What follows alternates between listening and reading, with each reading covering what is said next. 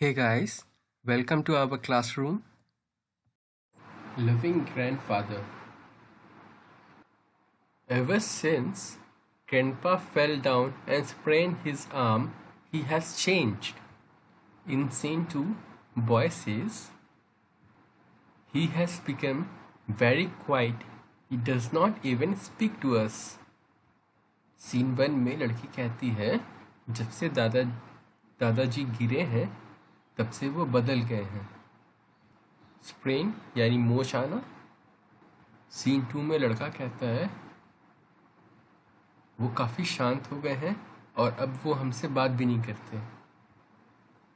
He keeps sleeping the whole day. He is very sad. वो सारा दिन सोते रहते, वो काफ़ी दुखी हैं. He does not go out. वो बाहर भी नहीं जाते हैं. Grandpa loved to go for walks. He loved to do his exercise.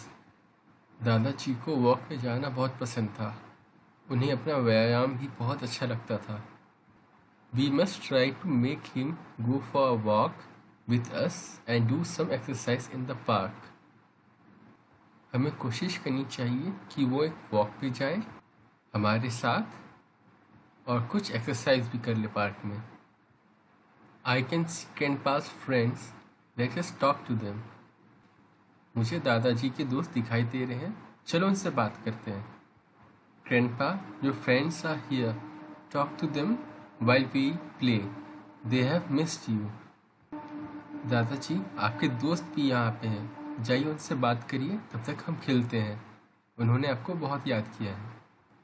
Thank you, my children, for taking me out in the fresh air. It's been a long time I have been with my friends or for a walk. दादाजी कहते हैं, शुक्रिया मेरे बच्चों, मुझे बाहर लाने के लिए. काफ़ी लंबा समय हो गया था, मैंने अपने दोस्तों से बात भी नहीं किया था और नहीं कोई वॉक पे आया था. Take the right answer. Grandfather sprained his arm. Grandfather loved walking.